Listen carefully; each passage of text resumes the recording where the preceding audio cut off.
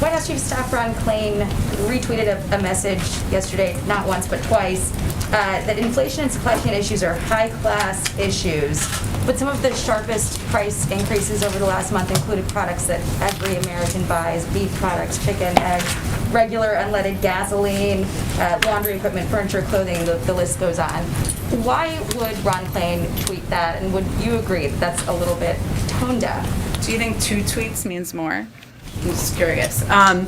So just for context, what Ron Klain retweeted was a tweet from the former chairman of economic advisors, Jason Furman, where he said, for full context, which I think is important, most of the economic problems we're facing, inflation, supply chains, are high-class problems. What he went on to say is, we wouldn't have had them if unemployment rate was still 10%. We would instead have had a much worse problem.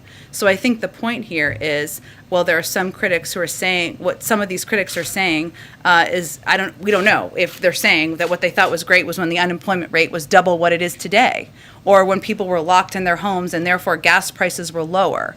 We're at this point because the unemployment rate has come down and been cut in half, because people are buying more goods, because people are traveling, and because demand is up, and because the economy is turning back on. So Jason Furman, of course, is more than capable of speaking or tweeting for himself, obviously, and providing any additional context. But what the point is here is that we are at this point because we've made progress in the economy. And what would be worse, in our view, is if the unemployment rate was at 10%, people were out of work, hundreds of thousands of people were still dying of COVID, and people weren't able to lose their homes. So that's the full context. And that's a much more eloquent way of putting it than the high-class comment in that tweet. It's not the first time that Ron Klain's Twitter has drawn some sharp criticism. Is that something that the White House is addressing at all, given this pushback, this criticism? Are we addressing the Chief of Staff's Twitter habits? Yes. It is not a top priority, I would tell you, at this point in time.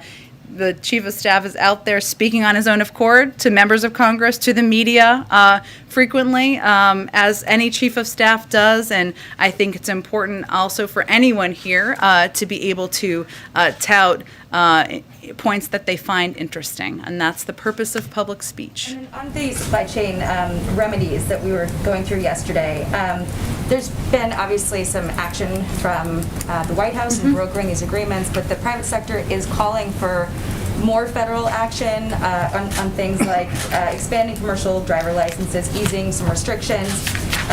What is the hesitation? Why hasn't this happened yet? And is there any concern that if some of these actions aren't taken right now, at a certain point it'll become too late and this problem will just bottleneck further? They actually have been happening. So the Department of Transportation has been supporting state DMVs for months and months as they return to or even exceed pre-pandemic commercial driver's license issuance rates, which will allow more people to have commercial driver's license so that they can drive trucks and more trucks that can move goods across the country.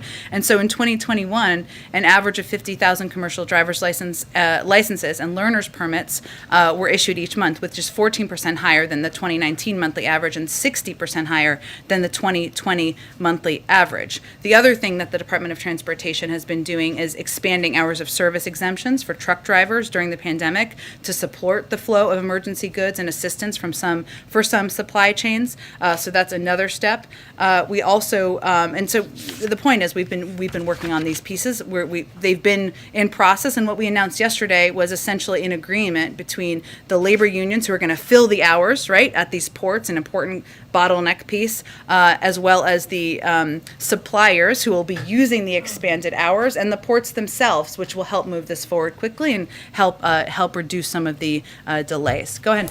Has the president made a decision on the FDA